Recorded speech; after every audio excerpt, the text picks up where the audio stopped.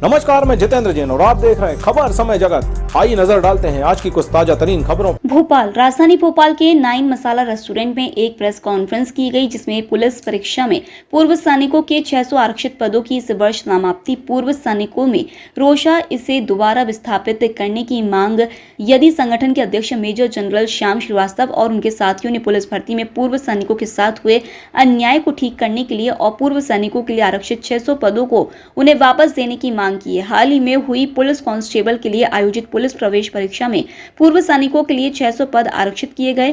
कुछ हजार पूर्व सैनिकों ने इस परीक्षा में भाग लिया, पर अफसोस कि हजारों पूर्व सैनिकों में से एक भी इस काबिल नहीं पाया गया कि वह मध्य प्रदेश में पुलिस में एक सिपाही बन सकता। वहीं उन्होंने कहा कि प्रधानमंत्री नरेंद्र मोदी जी ने कहा था, इस देश के सैनिकों ने अपने देश और देशवासियों के लिए बहुत कष्ट सहे हैं, बहुत कुर्बानियां दी हैं। जब भी आप कभी सैनिकों को देखें तो उनके सम्मान में खड़े हो जाएं और तालियां बजाकर उन्हें धन्यवाद दें। आज मध्य प्रदेश में पूर्व सैनिक रोजाना परेशान हो रहे हैं और उनकी बात सुनने के लिए कोई भी तैयार नहीं है।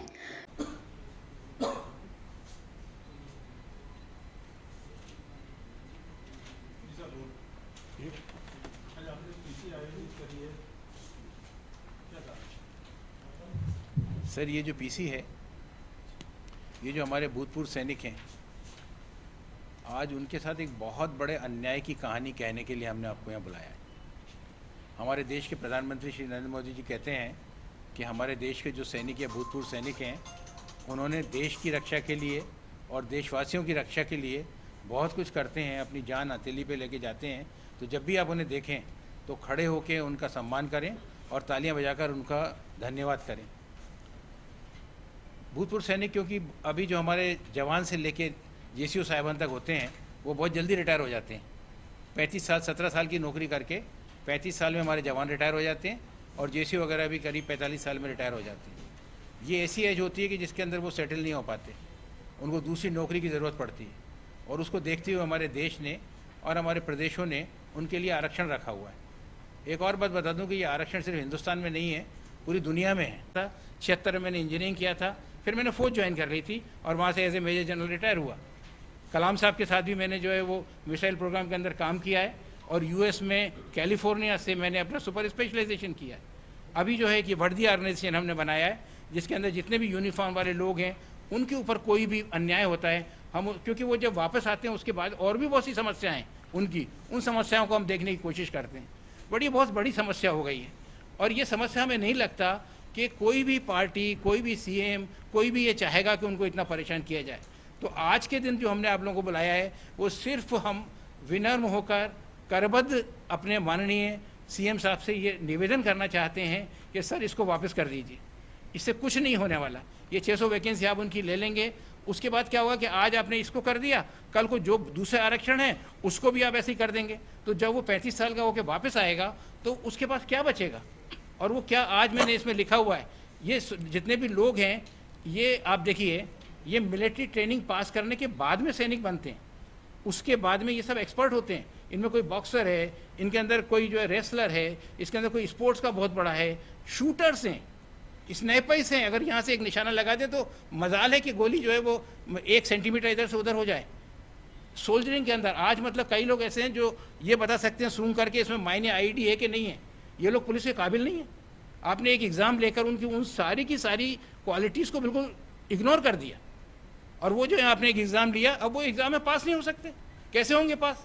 और आपने उनको आज जो, अगर मान लीजिए ये 600 लोग पुलिस फौज के, अगर मान लीजिए कि पुलिस के अंदर आ जाते हैं, ये सब ईमानदार लोग हैं, हार्ड वर्किंग लोग हैं, मतलब सिंसियर हैं, इससे प्रदेश को फ़ायदा होगा, इससे सरकार को फ़ायदा होगा, इससे जनता को फ़ायदा होगा। पुलिस की एक नई छवि लेकर के जाएंगे, मोटिवेट करेंगे लोगों को। कल को पुलिस को ज़रूरत पड़ती है नक्सलाइट एरिया में काम करने के लिए, आपको इससे अच्छा कोई बंदा मिलेगा? मतलब आप पूरी दुनिया में हैं, अगर आप अमेरिका में जाते हैं तो उनको वेटरन बोलते हैं, और अगर किसी पोस्ट के लिए कोई वेटरन अप्लाई करता है और उसके पास वो क्वालिफिकेशन है तो वो किसी और का इंटरव्यू नहीं लेते। मतलब ये जो है यूके में चले जाएँ आप, अपने जितने भी वेटरन हैं उनको वो बहुत इज्जत देते हैं। महारानी एलिजाबेथ ने एक बार सामने से वेटरन आया था तो वो रुक गई और उन्होंने उसको पहले क्रॉस करने दिया। तो ये हमारी इज्जत है।